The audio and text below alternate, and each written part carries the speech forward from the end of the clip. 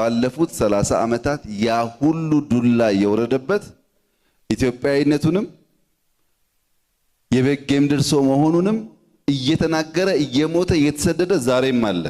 ዛሬም ሸብረክ ያለ አካባቢ አይደለም፣ በትንሹም የሚል አካባቢ አይደለም። ይፈቅዳል ባዲስ ያለው ይፈቅዳል ወይ አማራ ወልቃይት የኔ ነው ያለ ራያ የኔ ነው ያለ። ሰላም እንደምናመሻችሁ አድማጮቻችን። ወልቃይት የሰላም ቁልፍ ወይስ የቀጣይ ጦርነት መነሻ በሚል ወቅታዊ መረጃ ይዤላችሁ ቀርቤያለሁ።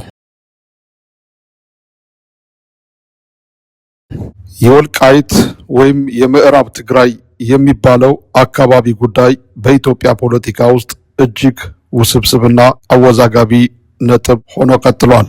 ከፕሪቶሪያ ሰላም ስምምነት በኋላ ጦርነቱ ቢቆምም በዚህ አካባቢ ያለው ውጥረት ግን አሁንም ድረስ አልበረደም። እናም ዛሬ ላይ የምናየው የፌዴራል መንግስቱ ያሳለፈው ውሳኔ ምንድነው? የአማራና የትግራይ ክልሎች አቋም ምን ይመስላል? መሬት ላይ ያለው እውነታስ የሚለውን እንመለከታለን።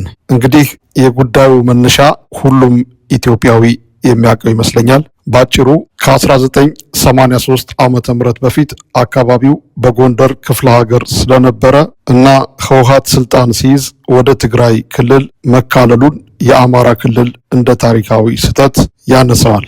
የትግራይ ክልል በበኩሉ በህገ መንግስቱ መሰረት የክልሉ አካል ነው ብሎ ይከራከራል። በሰሜኑ ጦርነት ወቅት የአማራ ኃይሎችና የፌዴራል ሰራዊት አካባቢውን የተቆጣጠሩ ሲሆን በአሁኑ ሰዓት በአማራ ክልል አስተዳደር ስር ይገኛል። አሁን ላይ የፌዴራል መንግስት አቋምና ውሳኔ ምን ይመስላል? ህዝበ ውሳኔ የፌዴራል መንግስቱ በጠቅላይ ሚኒስትር አብይ አህመድ የሚመራው ለጉዳዩ እንደ መፍትሄ ያቀረበው ህዝበ ውሳኔ ማካሄድ አለብን ነው የሚለው። ህዝበ ውሳኔ ከመካሄዱ በፊት አካባቢው በመከላከያ ሰራዊት ቁጥጥር ስር ሆኖ ተፈናቃዮች ወደ ቀያቸው ተመልሰው ሁኔታዎች ሲረጋጉ ድምጽ ይሰጣል የሚል አቅጣጫ ተቀምጧል። ይሁን እንጂ ይህ ሂደት መቼና እንዴት ይፈጸማል የሚለው ግልጽ ጊዜ ሰሌዳ የለውም። ይህም ትልቅ ጥርጣሬ ፈጥሯል።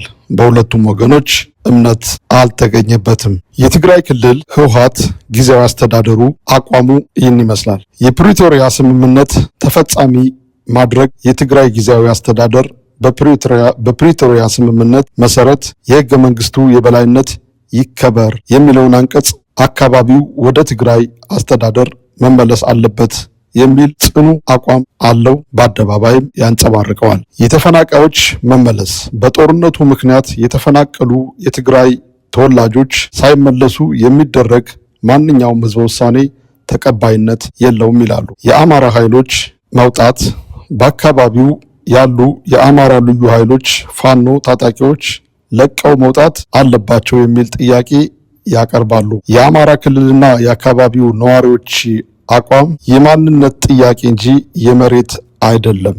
የአማራ ክልልና የወልቃይት ጠገሌ የማንነት አስመላሽ ኮሚቴ ጉዳዩ የነባር ህዝብ የማንነት ጥያቄ ስለሆነ በህዝብ ውሳኔ የሚወሰን አይደለም የሚል ጠንከር ያለ አቋም አላቸው። እንግዲህ ይህ ሁሉ ውዝግብ ተያይዞ ሊያመጣ ወይም ስጋቱ ህዝበ ውሳኔ ከተባለ ህወሓት በስልጣን ዘመኑ ያሰፈራቸው ሰዎችና አሁን ይመለሳሉ የተባሉት ተፈናቃዮች ድምጽ ስለሚሰጡ ውጤቱ ፍትሃዊ አይሆንም የሚል ከፍተኛ ስጋት አላቸው። መሬቱን ያለመልቀቅ አቋም አካባቢው በደም የተገኘ የራሳችን ግዛት ነው፣ ተመልሶ ለትግራይ ክልል አይሰጥም የሚል ጠንካራ ወታደራዊና ፖለቲካዊ አቋም ይንጸባረቃል። አሁን ያለው ውጥረትና መሬት ላይ ያለው እውነታ ወታደራዊ ውጥረት ምንም እንኳን ሙሉ ጦርነት ባይኖርም አልፎ አልፎ ግጭቶችና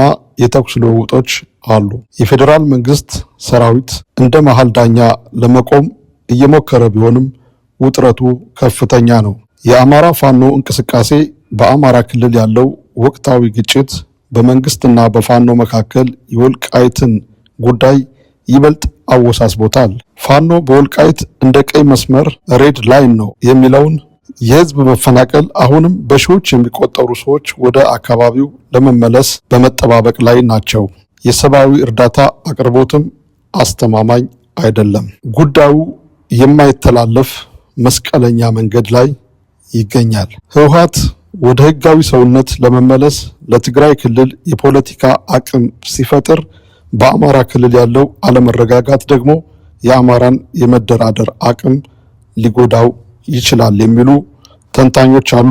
በሁለቱም ወገን የከረረ አቋም ስላለ በመንግስት በኩል የሚሰጠው የህዝብ ውሳኔ መፍትሄ ተግባራዊ ለመሆን እጅግ ፈታኝ ይሆናል። ስለዚህ መንግስት በእርግጥ እንደኔ አሁን እኔ መንግስት የወሰነው ውሳኔ በህዝበ ውሳኔ ትክክል ነው። በህዝበ ውሳኔ ነው ወልቃይት የማን ናት የሚለው መወሰን ያለበት። በአጠቃላይ የክልል የሚባል ነገር ፈርሶ ብሔርተኝነት ቢቀርና ሁሉም ህዝቦች በአንድነት እንደቀድሞው እንደነበረው ቢኖሩበት መልካም ነው።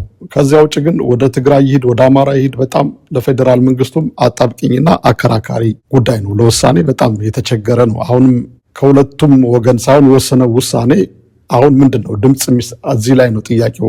በ83 እንግዲህ ህወሓት ወደ መንግስቱ ነው እንደመጣ ይሄን አካባቢ ተቆጣጥሮ የራሱን በዘር በርከት ያሉ ሰዎች አስፍሮበታል፣ ነባር ነዋሪዎችን አፈናቅሏል። ስለዚህ አሁን ድምጽ ውሳኔ ቢሰጥ እነዛ የተፈናቀሉ ሰዎች ተመልሰው ከሆነ የሚሰጠው ፍትሃዊ አይሆንም፣ ወደ ትግራይ እንደሚጠቃልል ምንም አጠያያቂ አይደለም። ስለዚህ እዚህ ላይ ነው አሁን ጥያቄው የድምጽ ውሳኔ እና በጣም አስቸጋሪና ውጥረት ያለው ነው። በአጠቃላይ ግን ወልቃይትን ራሷን የቻለች ክልል ትሆናለች የሚል ነገር እየተሰማ ነው።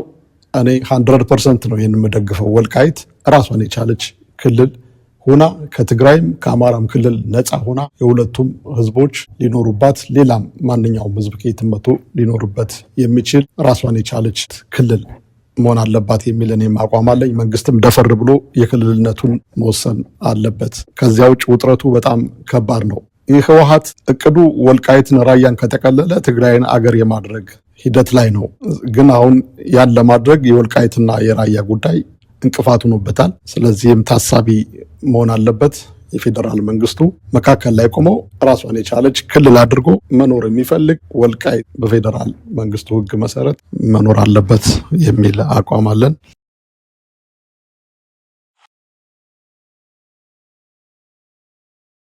ላክ የግርማዊ ጃንሆይ ቀዳማዊ ሥላሴ በዚያን ጊዜ ከዱርጌቴ ጀምሮ ሲተዳደር የነበረው እኔም በልጅነቴ ጀምሮ ማውቀው ከዛ በፊትም ቢሆን በሰማው በሰሜን በኩል ያለው ያው በኤርትራ በኩል ያለው ወሰናችን መረብ መሆኑ በዚህ በቤጌምድር በኩል ደግሞ ባለው ተከዜ ተከትሎ መሆኑን ይህንን ያለውን ቦታ ከጎንደር ተቆርሶ ከሱዳን ጋር እንደሚያዋስን ሆኖ ወደ ትግራይ የገባ ካርታ ነው።